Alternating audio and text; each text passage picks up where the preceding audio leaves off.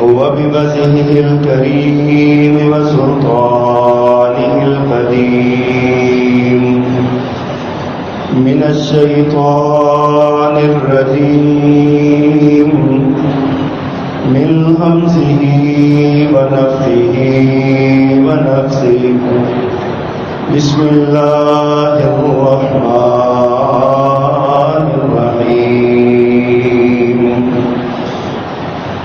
فلعلك باخع نفسك على آثارهم إن لم يؤمنوا بهذا الحديث أسفا صدق الله العظيم. حمد و ثنا و تعریف و تسبیح کے سارے کلمات اللہ جل جلالہ کے لیے جو اکیلا ہی اس ساری کائنات کا خالق، مالک اور رازق ہے. وہ بادشاہوں کا شہنشاہ جس کو چاہے تخت اقتدار پہ بٹھائے اور جسے چاہے تخت اقتدار پہ لٹکائے. وہ ہر طرح کی عزتوں اور ذلتوں کا مالک، جسے چاہے عزتوں سے سرفراز کر دے اور جسے چاہے ذلتوں سے امکنار کر دے. کون ہے جو اس کے سامنے اس کی مرضی و منشا کے بغیر دم مارنے کی ضرورت رکھتا ہو؟ لہذا ہر طرح کی حاجات، مناجات، دعائیں، التجائیں، ندائیں اور پکاریں اسی اللہ کے لیے خاص ہونی چاہیے اور کسی کے لیے نہیں. اور درود و سلام امام الرسول خطیب الانبیاء سید ولد آدم رسول محتشم نبی معظم امام الہدیٰ رسول خدا جناب محمد مصطفیٰ صلی اللہ علیہ وآلہ وصحبہ وسلم کی ذات گرامی. مختصر حمد و صلوات کے بعد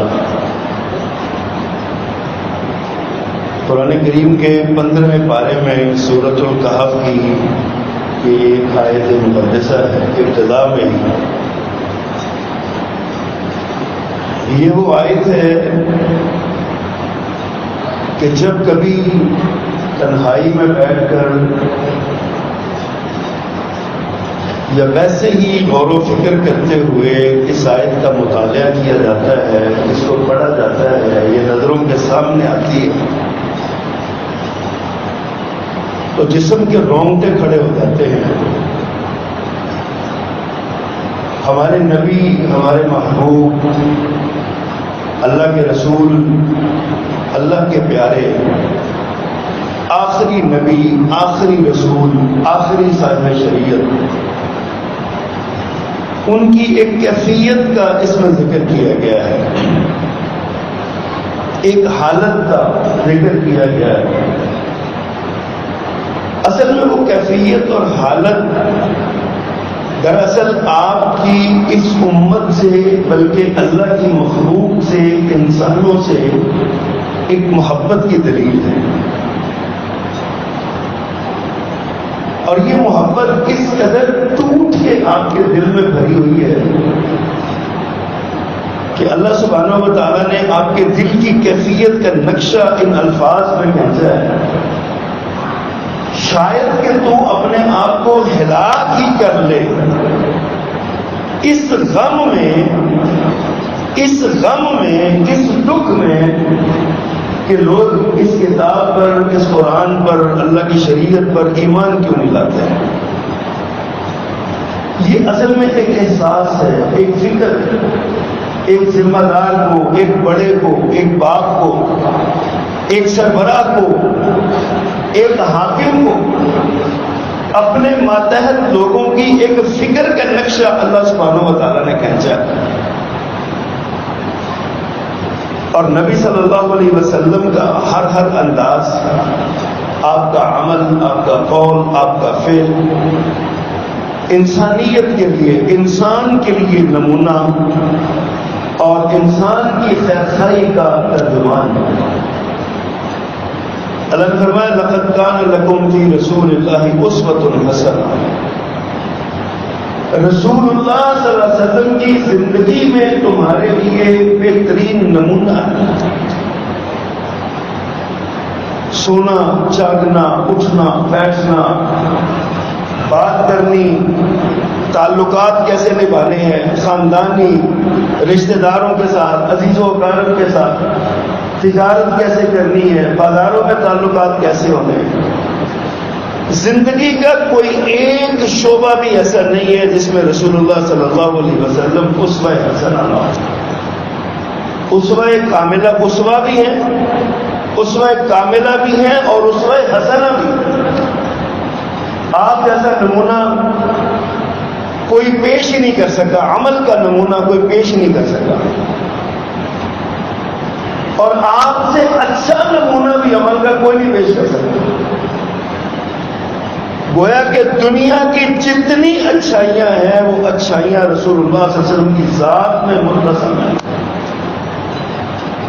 اور دنیا کی کوئی ایسی غیر اخلاقی اور بری صفت ایسی نہیں ہے جو پیارے پیغمبر کو چھو کے گزری نبی محترم صلی اللہ علیہ وسلم نے اپنے عمل کے ذریعے اپنے قول کے ذریعے اپنے فعل کے ذریعے اپنے کردار کے ذریعے اپنی سوچ اور فکر کے ذریعے آپ نے دنیا کو ایسے قوانین پیش فرمائے ہیں ایسے اصول و ضوابط دیے ہیں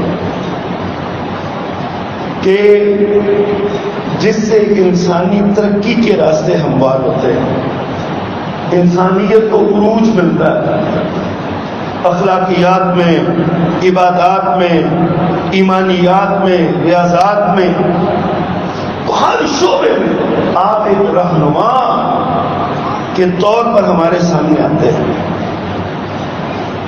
اور آپ کی بڑی صفات میں سے ایک صفت اللہ نے قرآن میں بیان کی ہے فرمایا وَيَضَعُ عَنْهُمْ إِصْرَهُمْ وَالْأَغْلَالَ الَّتِي كَانُوا عَلَيْهِمْ رسول رحمت صلی اللہ علیہ وسلم وہ شخصیت ہے جو امت پر پڑے ہوئے بوجھ اٹھاتے ہیں اور انہوں نے اپنے گھروں میں جو طوق ڈالے ہوئے نا رسومات کے رواجات کے روایات کے وہ ان طوقوں کو توڑ رہے ہیں ایک بندہ ایک کام انسان کے بس میں نہیں وہ کام کرنا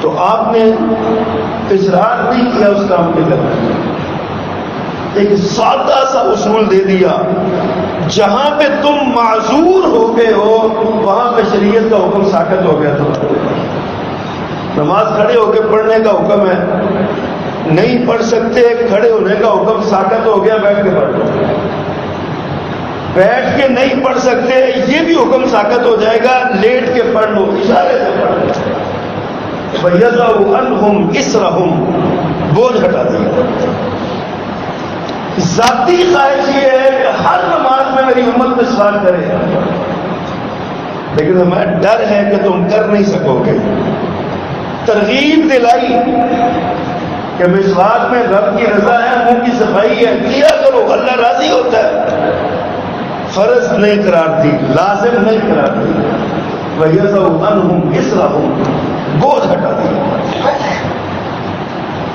سفر معراج پہ 50 نمازوں کا تحفہ لے کے آئے حضرت موسیٰ علیہ السلام کی ترغیب پر بار بار جا کے 5 لے لی 5 کے بعد بھی کہا کہ ایک چکر اور لگائیے فرمایا نہیں اب یہ کافی ہے میرے لیے میں بار بار نہیں رہتا امت کی خیر خواہی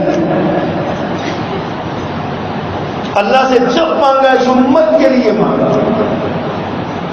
اور جب پیارے پیغمبر صلی اللہ علیہ وسلم کے احسانات کو دیکھتے اس امت کے لیے انسانیت کے لیے آپ کی خیر خواہی کو دیکھتے ہیں وَيَضَعُ عَنْهُمْ إِصْرَهُمْ وَالْأَغْلَالَ الَّتِي كَانُوا عَلَيْهِمْ یہ بوجھ جب دیکھتے ہیں اس پر ہم غور کرتے ہیں اور آپ صلی اللہ علیہ وسلم کا یہ فرمان کہ میری مثال تمہارے درمیان اس شخص کی طرح ہے جس نے آگ جلائی اور آگ کو دیکھ کے پرندے جو چھوٹے چھوٹے ہوتے ہیں نا پتنگے وہ اس آگ میں گرنے لگے اور وہ ہاتھ ہلا ہلا جو اس کو پیچھے کر رہا ہے فرمایا تم لوگ عقیدے کی بنیاد پر جہنم کی طرف جا رہے ہو میں تمہاری گردنوں سے پکڑ پکڑ کر تمہیں جہنم سے بچا رہا ہوں ایسا ہمدرد اور خیر خواہ نبی راتوں کی تاریکیوں میں طویل طویل گھنٹے وقت لگا کر امت کی خیر خواہی کرنے والا عام معاملات میں، تجارتی معاملات میں،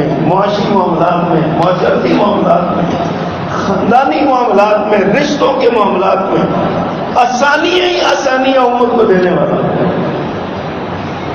اور یہ حکم دینے والا یسرا ولا تنفرا، آسانیاں پیدا کرو، تعسرا ولا تعسرا، مشکلات نہ پیدا کرو، بشرا ولا تنفرا، بشارتیں دو، خوشخبریاں سناؤ، نفرتیں نہ پھیلاؤ۔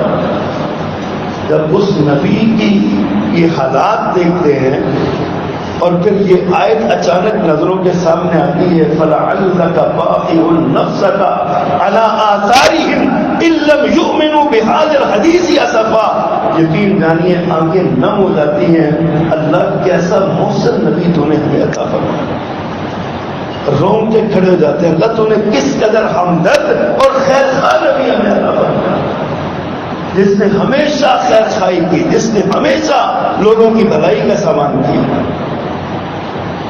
آپ کے دروازے پہ جو آ گیا خالی نہیں گیا، جس نے آپ سے سوال کر لیا آپ نے اسے خالی نہیں موڑا، جس نے آپ کا دروازہ کھٹکھٹا دیا دروازہ کھلے بغیر اسے جانے نہیں دیا، جس نے جیسا رویہ آپ کے ساتھ کیا۔ ایک بدو آیا، اللہ کے پیغمبر صلی اللہ علیہ وسلم سفر میں تھے کسی جگہ پہ، تو اس نے آپ کی چادر پکڑ کے زور سے کھینچی، آپ کی گروہ اتر پر نشان پڑ گیا، اور بڑی بدتمیزی کے ساتھ، بدو سے جانتا ہی نہیں تھا، بڑی بدتمیزی کے ساتھ کہنے لگا، اے محمد صلی اللہ علیہ وسلم، یہ جو تمہارے پاس مال ہے یہ نہ تمہارا نہ تمہارے باپ کا، اس میں سے مجھے 2 اونٹ کے برابر سامان دو، 2 اونٹ مجھے 2 سامان سے لگے ہو۔ صحابہ کرام کو بڑا غصہ آیا، آگے بڑھے اس کو پکڑنے کے لیے، مارنے کے لیے، سونے نبی نے فرمایا رک جاؤ، ٹھہرو ٹھہرو ٹھہرو، اسے پاس بٹھا کے ہنستے ہیں، مسکراتے ہوئے فرماتے ہیں، یار سوال ہی کرنا تھا، آرام سے کر لیتے، اتنے طلب ہونے کی کیا ضرورت ہے۔ اپنے وزیر خزانہ سے کہا کہ اس کو 2 اونٹ سامان کے لدے ہوئے دے دو۔ ایسا حسن سلوک میرے نبی صلی اللہ علیہ وسلم، ایسا پیار اس امت کے ساتھ، جانتے تھے کہ یہ مجھے جانتے نہیں، پہچانتے نہیں، خیر خواہی کی، اپنا تعارف کروایا۔ اچھا مزے کی بات ہے، جس کو جس طرح کا کوئی مانگنے والا ہے نا، اس کو عطا کر کے اپنا تعارف کروایا کہ میں سخی ہوں۔ مکہ کا ایک پہلوان تھا، اللہ کے نبی نے اس کو دعوت دی ہے، مسلمان ہو جاتا ہے، کہا جی مجھے تمہاری باتوں کا تو پتہ نہیں ہے، میں تو جھٹکا سا بندہ ہوں، میرے ساتھ کشتی کرو، اگر مجھے پچھاڑ دو، ہرا دو تو میں تمہارا کلمہ پڑھ لوں گا۔ اب دیکھیے نبی صلی اللہ علیہ وسلم کا ہمدردی اور خیر خواہی اس پہلوان کو جہنم سے بچانے کے لیے۔ اب آپ کو پہلوانی کے لیے تو آئے نہیں تھے، آپ مسکرائے کہتے ہیں اچھا جی انج تو پھر انج ہی سے میدان لگ گیا، میرے آقا نے مارا پٹخا، اس کو نیچے گرا دیا، وہ حیران رہ گیا۔ اب اسے پتہ نہیں تھا کہ ایک نبی کو اللہ نے 40 بندوں کے برابر طاقت دی ہوئی، اور پیارے پیغمبر صلی اللہ علیہ وسلم کو تو 100 بندوں کے برابر طاقت دی ہوئی تھی۔ اب وہ اپنی طرف بڑا پہلوان تھا، بڑا سومو قسم کا پہلوان، آپ نے پٹخا مارا، نیچے گرا دیا، ہکا پکا نیچے لٹا ہوا کیا؟ کہتا نہیں مجھے پتہ ہی نہیں چلا، آپ نے داؤ لگایا، مجھے تیار نہ ہونے دیں، دوبارہ۔ یہ میرے نبی کی ہمدردی تھی، خیر خواہی تھی۔ آپ نے اس کو 3 بار پچھاڑا، اٹھ کے کھڑا ہو گیا، کہتا ہے جی کلمہ پڑھائیے مسلمان ہو، تو یہی تو آپ چاہتے تھے، یہی تو آپ کے دل میں خیال تھا، کلمہ پڑھایا مسلمان کا۔ حضرات گرامی، یہ خیر خواہی، یہ ہمدردی، انسان کی بھلائی، نبی صلی اللہ علیہ وسلم کے معجزات میں سے یہ معجزہ ہے کہ آپ نے ایک انسان کو اندر سے بدل دیا۔ وہ جو بچیوں کے قاتل تھے، زندہ درگور کرنے والے، بچیوں کی عزتوں کے محافظ بن گئے۔ وہ جو لوگوں کے مال لوٹنے والے تھے، وہ لوگوں کے مالوں کے محافظ بن گئے۔ وہ جو امانتوں میں خیانت کرنے والے تھے، لوگ ان کی امانتوں کی مثال دینے لگے۔ یہ میرے نبی کی تعلیمات کا نتیجہ تھا، اسوہ کا نتیجہ تھا، اسوہ حسنہ تھا۔ اس امت کی خیر خواہی اور ہمدردی کا جذبہ تھا، انسانیت کی بھلائی کا جذبہ تھا۔ آپ لوگوں کو مارنے کے لیے تو آئے ہی نہیں تھے۔ آپ کی تو میں اکثر کہا کرتا ہوں کہ آپ کا جو جنگی فلسفہ تھا نا، وار ڈاکٹرائن جس کو کہتے ہیں، وہ یہی تھا کہ مارو نہ بھگاؤ، جب بھاگ کے تھک جائیں گے تو سینے سے لگا لو۔ حضرت اکرمہ رضی اللہ تعالیٰ عنہ کی مثال ہمارے سامنے۔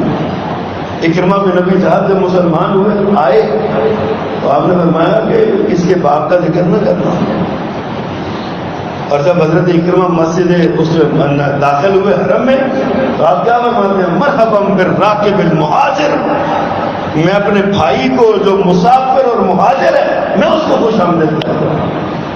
کیسا ہمدردی کا رویہ میرے نبی صلی اللہ علیہ وسلم، یہی اسوہ حسنہ ہے نا ہمارے لیے۔ اچھا، وہ چیز جو یہ فکر پیدا کرتی ہے، جو راستے کا تعین کرتی ہے، اسے کہتے ہیں سوچ، نیت، اسے کہتے ہیں فکر۔ یہ ہمارے راستوں کا فکر ہوتی ہے تو ترقی کا راستہ کھلتا ہے۔ یہ فکر اور سوچ اور نیت ہی ہوتی ہے، انسان عروج پر بھی جا سکتا ہے، انسان پستیوں میں بھی گر سکتا ہے۔ بلند سوچ ہوگی، بلند فکر ہوگی تو بلندی کی طرف جائے گا، چھوٹی سوچ ہوگی، تنگ نظری ہوگی، نیت میں گول ہوگا تو ذلت و رسوائی کی طرف جائے گا۔ فکر میں فکریں پیدا کریں اپنے اندر۔ میرے نبی صلی اللہ علیہ وسلم نے لوگوں کی فکر تبدیل کر دی۔ کبھی وقت تھا، آج بھی وہی وقت ہے، انسان کو فکر ہے روزی کی، روٹی کی، عزت کی، شہرت کی، گھر کی، صحت کی، دولت کمانے کی، بچوں کی، بیوی کی، یہی فکریں انسان کو، یہی فکریں انسان کو۔ لیکن میرے نبی صلی اللہ علیہ وسلم نے آگے لوگوں، اس وقت کے لوگوں کے بھی یہی سوچے تھے نا، یہی فکر، کما لیا، کھا لیا، سو گئے، بات ختم ہو گئی۔ آج بھی یہی کیفیت ہے، لیکن رسول اللہ صلی اللہ علیہ وسلم نے اس وقت کی اس کی سوچ کو بدل ڈالا۔ آپ نے لوگوں کی فکر کو بدلا، لوگوں کے عقیدے کو بدلا، انسان کو بدلا، اندر سے بدل دیا انسان نے۔ بتوں کی، سینکڑوں بتوں کی پرستش کرنے والوں کو اللہ کے دروازے میں چکا دیا۔ وہ جو خود داعی تھے بت پرستی کے، ان کو توحید کا داعی بنا دیا۔ یہ میرے نبی صلی اللہ علیہ وسلم کی فکر کا نتیجہ ہے۔ حضرت خالد بن ولید رضی اللہ عنہ جیسا جری اور بہادر کفار کی طرف سے لڑتا ہے۔ میرے نبی ان کی صفات کو دیکھتے ہیں، ان کے بھائی کے ذریعے، سگے چھوٹے بھائی کے ذریعے حضرت خالد کو پیغام بھجوایا۔ حضرت خالد سے تو جا کے پیغام ملا، کہا کہ تمہارا ذکر اللہ کے نبی صلی اللہ علیہ وسلم کر رہے تھے اور فرما رہے تھے، مجھے اب تک اس بات کی سمجھ نہیں آئی، خالد جیسا سمجھدار اور میدان حرب و ضرب کا ماہر اور معاملات کو دیکھنے والا اتنا سمجھدار بندہ اب تک توحید سے کیوں پیچھے ہے؟ یہ پیغام تھا ان کی نفسیات کے عین مطابق۔ حضرت خالد کے دل میں پہلے ہی بہت سال آیا ہوا تھا کہ یار لڑتے ہیں مار کھاتے ہیں پیچھے بھاگ آتے ہیں، لڑتے ہیں مار کھاتے ہیں پیچھے بھاگ آتے ہیں، ان کے پاس طاقت بھی نہیں، فوقانی قوت بھی نہیں، اصل وہ کیا چیز ہے جو ان کو اتنا مضبوط کرتے چلے جا رہی ہے؟ اوپر سے اس جلتی ہوئی پہ نا یہ تیل پڑا۔ خالد بندہ بڑا چل رہا ہے، سمجھ نہیں آئی ان تک مسلمان کیوں نہیں ہوتا۔ حضرت خالد رضی اللہ تعالیٰ نے بات سے انہوں نے کہا بھائی میں حاضر ہوں، میں آپ کی اس بات، یہی ہم یہ فکر تھی نبی صلی اللہ علیہ وسلم۔ آپ نے اپنے صحابہ کو سمجھایا، ہماری فکریں ہیں دنیا کی، ہماری فکریں ہیں پیسے کی، ہماری فکریں کاروبار کی، ہماری فکریں ہیں بچوں کی، ہماری فکریں ہم اسی دائرے سے نہیں نکلتے۔ ایک اکبر الہ آبادی نے کہا تھا، کیا کہیں صاحب، کیا کارے نمایاں کر گئے، بی اے کیا، نوکر ہوئے، پینشن ملی اور مر گئے۔ ہماری یہی دائرہ ہے ہمارا، ہم تعلیم نوکری کے لیے، نوکری بیوی کے لیے، بیوی خاندان کے لیے، اور اس کے بعد پینشن ملی اور مر گئی اور بات ختم ہو گئی۔ ہم نے دیا کیا ہے سنت؟ نبی صلی اللہ علیہ وسلم نے یہ سوچ ہی بدل کر رکھ دی۔ ایک اعرابی نبی صلی اللہ علیہ وسلم کے پاس آتا ہے، آپ فکر دیکھیے، فکر ہے، کہتا ہے جی کلمہ پڑھائیے، مسلمان ہوتا ہوں۔ مسلمان ہو گیا، کہا ہجرت کر کے آتا ہوں، ہجرت کر کے آ گیا۔ اب مہاجر تھا، کام کو تھا نہیں، لوگوں کے منہ چلانے لگ گیا، جانور چلانے لگ گیا۔ اسی اسلام میں نبی صلی اللہ علیہ وسلم کو ایک مار کا غزوہ درپیش ہوا، آپ نے اسے بھی ساتھ لیا، وہ بھی آ گیا۔ اچھا جب یہ مسلمان ہوا تو آپ اب دیکھیے اپنے صحابہ کا، اپنے ساتھیوں کا فکر کتنا کرتے ہیں۔ آپ نے اپنے صحابہ سے کہا ادھر خیال رکھا ہے، اس کی ضرورتوں کا خیال رکھنا، اس کے معاملات کا خیال رکھنا، یہ مہاجر آیا ہے پتہ نہیں یہاں پہ ایڈجسٹ ہو پائے گا نہیں، اس کو کرنا ہے۔ اسی دوران مار کا درپیش ہوا، ساتھ چلا گیا، میدان جنگ میں لڑا، خوب لڑا۔ اب نبی صلی اللہ علیہ وسلم کا احساس دیکھیے، فکر دیکھیے اس آدمی کی۔ آپ نے نا جب جنگ ختم ہوئی، فتح ہوئی، مال غنیمت ملا، فرمایا وہ ہمارا مہاجر قاضی وہ بکریاں چرانے گیا ہوا، اس کا مال غنیمت کا حصہ نکال کے رکھ دیا، فرمایا وہ آئے گا تو اس کو دے دینا۔ اب یہ آ گیا، مال غنیمت اس کو مل گیا، آیا، لوگوں نے کہا کہ یہ تمہارا حصہ ہے، یہ مال غنیمت ہے تمہارے لیے۔ اب وہ لوگ کہتے کیوں، مجھے کیوں، میں تو نہیں لینا چاہتا۔ پیارے پیغمبر کے بعد حاضر ہو گیا، اللہ کے پیغمبر سے کہنے لگے اللہ کے پیغمبر میں نے کلمہ اس لیے تو نہیں پڑھا، میں نے تو کلمہ پڑھا تھا، میں میدان جنگ میں جاتا اور اپنا ہاتھ کا اشارہ کیا گردن کی طرف کہ ایسے میری گردن کٹ جاتی، تیر لگتا، میں شہید ہوتا، اللہ مجھے جنت عطا کرتا، میں نے تو سودا اس بات پہ کیا۔ اب اس کے دل کی سچائی، زبان کی سچائی، دل کا اخلاص پیارے پیغمبر کو اس کے چہرے سے نظر آیا۔ فرمایا اگر تم اللہ سے سچا وعدہ کرو گے تو اللہ بھی اپنے وعدے سچے کرے گا۔ اس نے مال غنیمت واپس کر دیا، محاذ دوبارہ گرم ہوا، وہ اندر گیا، شہید ہو گیا۔ وہی آپ کے پاس اس کی لاش لائی گئی، آپ دیکھ کے لگے یہ وہی ہے، کہا یہ وہی ہے، گردن کٹی ہوئی ہے۔ میرے آقا نے فرمایا اس نے اللہ سے جو وعدہ کیا تھا اللہ نے اس سے وعدہ سچا کر دیا۔ اس نے گردن کٹوانے کا کہا تھا، گردن کٹ گئی، یہ جنت میں چلا گیا۔ لاش تیار کی گئی، تجہیز تکفین کے لیے اور جنازے کے لیے۔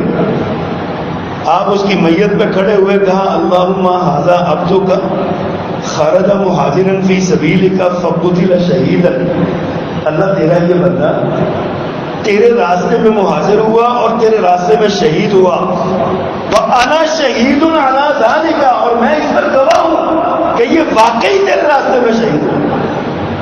نبی صلی اللہ علیہ وسلم کی فکر دیکھیے، سوچ دیکھیے اپنے ساتھی کے بارے میں کہ کیسی فکر تھی کہ اپنے جو ساتھی دیندار ہیں، اپنا کلمہ پڑھ، ان کی فکر کتنی، ہر وقت فکر ہے اس کا۔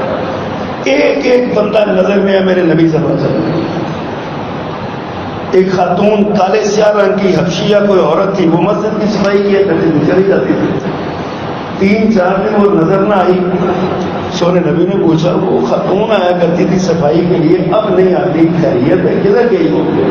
نظر میرے نبی کی دیکھیے، فکر دیکھیے اپنے ساتھیوں کی، اب مسجد کی صفائی کرنے والے کی فکر دیکھیے کتنی۔ لوگوں نے کہا آقا وہ فوت ہو گئی، تو ہم نے آپ کو زحمت نہیں دی، ہم نے کہا وہ خاتون ہے، چلو ہم جنازہ پڑھ دیتے ہیں، ہم نے اس کی تدفین کر دی، اس کو دفنا دیا۔ سونے کا تڑپ اٹھے تو میں دلونی علی قبریہا، مجھے اس کی قبر پہ لے کے چلو۔ مجھے کیوں نہ بتایا تم نے کہ میری وہ خاتمہ، میری مسجد کی خاتمہ وہ دنیا سے رخصت ہو گئی، مجھے کیوں نہیں بتایا؟ دلونی علی قبریہا، مجھے اس کی قبر پہ لے کے چلو۔ صحابہ کرام اس کی قبر پہ لے کے میرے نبی میں قبر پہ کھڑے ہو کے اس عورت کا جنازہ پڑھایا۔ فکر ہے میرے نبی اپنے ماتحتوں کی، اپنے ساتھیوں کی، آنے والے مہمانوں کی، مسجد کے خادموں کی، مسجد کی صفائی کرنے میں۔ وہ عورت تھی اور تھی بھی کالے رنگ کی، کوئی بظاہر معاشرے میں کوئی اسٹیٹس نہیں تھا اس کا، میرے نبی نے اس کو عزت والا کر دیا، اس کی قبر پہ کھڑے ہو کے فرمایا اس کا جنازہ دلونی علی قبریہا، مجھے اس کی قبر پہ لے کے چلو۔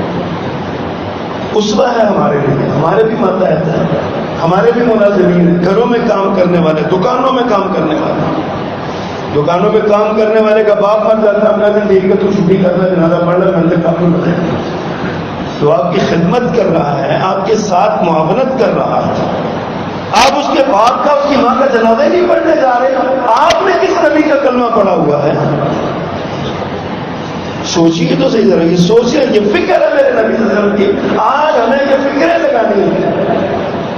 میرے نبی کو اپنے دین کی فکر ہے کہ دین غالب آ جائے، غلبہ دین کی فکر ہے۔ غزوہ بدر کے موقع پر آپ نے دعا کری، ہاتھ اٹھا دی، سسکیاں لے کے رونے لگے، اللہ یہ 300 سے کچھ لوگ اوپر اور وہ 1000 سے زیادہ، اتنا بڑا لشکر ہے، یہ کیا بنے گا؟ اللہم ان تہلک ہذہ العصابہ، اللہ اگر آج یہ تیری جماعت، تیرا نام لینے والے، کلمہ پڑھنے والے، اگر آج یہ ان کے ہاتھوں ہلاک ہو گئے، آج کے بعد روح ارضی پہ تیرا نام لینے والا کوئی نہیں ہوگا، تیری عبادت کرنے والا کوئی نہیں ہوگا۔ میرے نبی حضرت نے گڑ گڑا کے اللہ سے دعائیں مانگی۔ حضرت عمر فرماتے ہیں حضرت ابوبکر صدیق پاس تھے، اللہ کے نبی اتنا روئے، جسم میں کپ کپی تاری ہوئی کہ آپ کی کملی جو تھی، کالی چادر آپ نے اوڑھی ہوئی، وہ چادر مبارک سرکتی آپ کے پاؤں کی طرف گر گئی۔ حضرت صدیق اکبر نے پیچھے سے جپا ڈالا اور کہا اللہ کے پیغمبر دعا کی بس کر دیجیے، جو مانگا ہے رب نے عطا کر دینا ہے۔ آپ دین اسلام کے غلبے کی فکر، اسلام کی فکر ہے، اسلام پھیلانے کی فکر ہے۔ سوچیے تو صحیح ذرا، ہماری فکریں کیا، ہماری سوچیں کیا؟ اللہ کے رسول صلی اللہ علیہ وسلم کی فکر پہ دیکھیے، اللہ اکبر۔ پھر آپ حضرت ابو ذر روایت کرتے ہیں رضی اللہ تعالیٰ عنہ، ایک دن اللہ کے نبی نماز کے لیے کھڑے ہوئے رات میں، اور پڑھتے پڑھتے نا آگے قرآن کریم کی آیت پہ، ان تعذبہم فإنہم عبادک وإن تغفر لہم فإنک انت العزیز الحکیم۔ حضرت ابو ذر کہتے ہیں اس آیت پہ آئے میرے پیغمبر کا دل بھر آیا، ساری رات یہی آیت دہراتے ہیں، ان تعذبہم فإنہم عبادک، اللہ تیرے بندے ہیں، عذاب دے گا تو تیرے بندے ہیں، معاف کر دے گا تو تم نے کسی سے پوچھنا، تجھ سے کسی نے پوچھنا، تیرے پاس اختیار ہے، طاقت ہے، اقتدار ہے، تو کر سکتا ہے۔ ان تعذبہم فإنہم عبادک، اگر تو ان کو عذاب دے گا، دیکھیے جملہ بڑا کمال کا ہے، ان تعذبہم، اگر تو ان کو عذاب دے گا تو یہ ہیں کون؟ تیرے ہی غلام ہیں۔ کن کو عذاب دے گا؟ اپنے غلاموں کو۔ جملہ اللہ سبحانہ و تعالیٰ کا کلام، کلاموں کا بادشاہ، یہ ایک جملہ دیکھیے میرے پیغمبر پڑھنے لگے، پھر اللہ کی رحمت کو آواز دینے لگے۔ اللہ نے بھی کہا ہے نا، وَلَسَوْفَ يُعْطِيكَ رَبُّكَ فَتَرْضَىٰ، اللہ ان قریب تمہیں اتنا دے گا کہ تم راضی ہو جاؤ۔ اور یہ راضی کیسے ہوں گے؟ قیامت کے دن امت کے لیے سجدے میں جا پڑیں گے، 7 دن اور 6 راتیں یا 7 راتیں سجدے میں پڑے رہیں گے۔ آخر میں اللہ فرمائیں گے ارفع راسک یا محمد، اے محمد صلی اللہ علیہ وسلم اپنے سر کو اٹھاؤ، سل تو سوال کرو عطا کیا جائے گا، وشفا تشفا سفارش کرو مان لی جائے گی، جو کہو گے ہو جائے گا۔ اور میرے نبی اپنی امت کے لیے سفارش کریں، ایسا ہمدرد اور خیرخواہ نبی، ایسا ہمدرد اور ایسا محبت کرنے والا نبی، اللہ اکبر۔ پھر اپنی حالت یہ ہے کہ نماز کے لیے کھڑے ہوتے ہیں، صحابی فرماتے ہیں اللہ کے پیغمبر نماز کے لیے کھڑے ہوئے تو میں ساتھ کھڑا ہو گیا، آپ نے سورۃ فاتحہ پڑھی اور ساتھ نہ سورۃ بقرہ شروع کر دی۔ فرماتے ہیں میرے دل میں خیال آیا کہ 100 آیتیں پڑھیں گے آپ سورۃ البقرہ میں، ہم سے تو 12 سے 13 منٹ کی نماز ہو جائے تو بے چینی ہونا، پاؤں میں ہمارے وہ خارش ہونے لگ جاتی ہے نا، ہم سے نہیں کھڑا ہوا تھا۔ صحابی کہتے ہیں میرے نبی 100 رکعتیں 100 آیتیں پڑھے، کہتے ہیں آپ 100 کراس کر گئے تو میں نے کہا شاید اب اگلی 100 پہ بات ختم ہو جائے، کہتے ہیں ساری سورۃ بقرہ ختم کر دی۔ اب سورۃ البقرہ کی آخری آیتیں پڑھ رہے تھے، میں نے کہا اللہ کے پیغمبر اب سلام بھیج دیں گے، اب رکوع کریں گے، ہمارے آپ نے سورۃ نساء شروع کر دی۔ میں کہتے ہیں میں کھڑا ہوں حیران، شاید تھوڑا سا اور پڑھیں گے، ساری سورۃ نساء ختم کر دیں۔ کہتے ہیں میرے دل میں خیال ہے کہ اب رکوع کریں گے تو فرماتے ہیں آپ نے سورۃ آل عمران شروع کر دی۔ اب پوری سورت ایک رکعت میں پہلے سورۃ البقرہ پڑھی، پھر سورۃ النساء پڑھی، پھر سورۃ آل عمران پڑھی۔ اچھا اس سے یہ بھی مسئلہ ثابت ہوتا ہے کہ نماز کے دوران اگر تلاوت کرتے ہوئے صورتیں آگے پیچھے ہو جائے تو وہ حرج نہیں۔ کچھ لوگوں نے یہ مسئلہ گڑھا ہوا ہے کہ ترتیب لازمی رکھنی ہے، ترتیب کے بغیر نہیں جانا۔ میرے پیغمبر نے اپنے عمل سے ثابت کیا ہے، مسئلہ ثابت کیا ہے کہ اگر کوئی بندہ ایک رکعت میں سورت فلق اور ناس پڑھ لے اور دوسری رکعت میں سورت اخلاص پڑھ لے یا اس سے سورت تبت کدار پڑھ لے تو کوئی حرج نہیں ہے، آگے پیچھے ہو سکتا ہے۔ اچھا اس صحابی کہتے ہیں کہ میں نماز میں کھڑا تھا، آپ نے 3 سورتیں مکمل کی، پھر آپ رکوع میں چلے گئے۔ جب آپ رکوع میں گئے تو آپ نے اتنا لمبا رکوع کیا جتنا قیام تھا۔ یہ آپ کی نماز تھی، یہ آپ کا طریقہ تھا۔ پھر کہتے ہیں سجدے میں گئے تو اتنا لمبا سجدہ کیا جتنا قیام تھا، رکوع و سجود لمبے کیے، لیکن اپنا یہ عالم تھا اور اس امام کو تنبیہ کر دی، ڈانٹ دیا جس کی شکایت آئی کہ یہ بڑی لمبی شاہ کی نماز پڑھاتا ہے۔ امت کے خیر خواہ، امت کے ہمدرد، یضع عنہم اصرہم والاغلال التی کانوا علیہم، بوجھ اٹھاتے ہیں، بوجھ ہٹاتے ہیں امت کے۔ صحابی نے آگے شکایت کرتا کہ پیغمبر آپ کا یہ امام جو ہے نا لمبی نماز پڑھاتا ہے، ہم کاروباری، ہم کسان لوگ ہیں، سارا دن ادھر ذمہ داری رکھتے ہیں، تھکے ہوتے ہیں، ہم سے نہیں کھڑا ہوا جاتا۔ آپ نے بلا کے انہیں کہا افتان، تو فتنے پیدا کرتا ہے، تو فتنے پیدا کرتا ہے، اتنی لمبی نماز، لوگ بزرگ بھی ہیں، بچے بھی ہیں۔ آپ نے خود فرمایا میرا جی چاہتا ہے میں کسی لمبی نماز پڑھاؤں، لیکن مجھے بچوں اور عورتوں کا خیال آتا ہے تو میں نماز چھوٹی کر دیتا ہوں۔ کبھی یہ بھی ہوتا تھا آپ نماز میں بڑے وجہ سے کھڑے ہیں، نماز پڑھا رہے ہیں اور نماز پڑھتے پڑھتے کسی بچے کے رونے کی آواز آئی، آپ نے فوراً اللہ اکبر کہہ کر رکوع کر دیا۔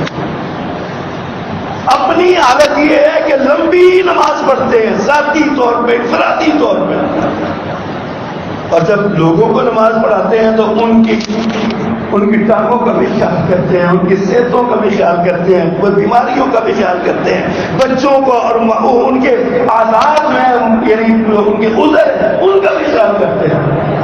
یہ امت کا خیر خواہ اور فکر دینے والا امت ہے۔ اللہ اکبر۔ آپ اپنے گھر میں ہوتے ہیں تو بیوی حضرت عائشہ فرماتی ہیں اللہ کے نبی، کسی نے پوچھا نا کہ پہلے پیغمبر کی گھریلو زندگی کیسی ہوتی ہے؟ گھر آتے ہیں ہمارے ساتھ ہنسی کھیل کرتے ہیں، کبھی ہمارے ساتھ مل کے کپڑے دھونے لگ جاتے ہیں، کبھی کوئی چائے کھانا بنا چاہے تو اس کو کہنے کو کھانا وانا بناتا ہوتا تو وہ کھانا وانا بنانے لگ جاتے ہیں۔ وہ لوگ ہمارے عام روٹین میں جیسے گھروں میں کام ہوتے ہیں۔ آج تو شوہر اپنی بیوی کے ساتھ کام کرنے لگے تو کہتے ہیں یہ میرے نبی کی سنت ہے، اپنی بیویوں سے مل کے کام کروانا، ان کے ساتھ ملنا، گھریلو کام میں شریک ہونا۔ لیکن حضرت عائشہ فرماتی ہیں اللہ کے نبی ہمارے ساتھ ہوتے تھے، بیٹھتے تھے، ہنسی کھیل مذاق اس طرح بیوی ہوتا کرتے تھے۔ اچانک جب اذان کی آواز آتی تھی نا تو آپ ایسے ہو جاتے تھے جیسے ہم میں سے کسی کو جانتے نہیں۔ یہ آپ کا عبادت کا شرف تھا، یہ فکر آپ نے دی۔ اذان ہو جائے تو دنیا بھول جاؤ، بیوی بچوں میں جاؤ تو لوگوں کو بتاؤ کہ میں بھی انسان ہوں، میاں بیوی کے آپس کے تعلقات، حقوق، فرائض ہیں، ان کو ادا کرو۔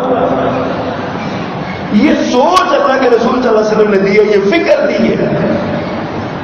آپ نے انسان کو ترقی کا راستہ بتایا ہے، انسان تنزلی کے راستے پہ چلتا ہے، انسان کو مضبوط کیا ہے، انسانیت کو مضبوط کیا ہے۔ انسان بذات خود اپنے اعمال سے اپنے آپ کو گراتا ہے، کمزور اور کمتر کرتا ہے۔ تو اللہ کے نبی صلی اللہ علیہ وسلم کی یہ تعلیمات ہیں۔ انفاق فی سبیل اللہ پہ آپ نے بڑی ترغیب دی ہے، اپنے پلے سے خرچ کیا، لوگوں یہ فکر ہے، لوگوں سے کہا کہ لوگوں پہ خرچ کرو، دین پہ خرچ کرو، غلبہ دین پہ خرچ کرو۔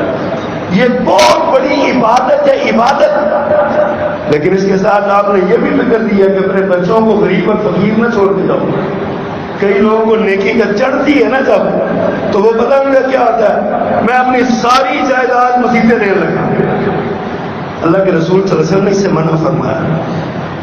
اپنے بچوں کو غریب زیادہ سے زیادہ آپ تھرڈ تیسرا حصہ بندر آپ دے سکتے ہیں، اس سے زیادہ آپ نے فرمایا یہ بھی زیادہ ہے، وصیت بھی نہیں کر سکتے آپ۔ مسجد بنانا بہت اچھا عمل ہے، آپ نے ترغیب دلائی، فرمایا جو مسجد بنائے گا اللہ تعالیٰ اس کے لیے جنت میں گھر بنائے گا، لیکن اپنی ساری جائیداد مسجد میں دینے سے آپ نے منع فرمایا۔ ساری مسجدیں دے جا، بچے بعد جو مانگتے پھر، یہ فکر ہے میرے نبی صلی اللہ علیہ وسلم۔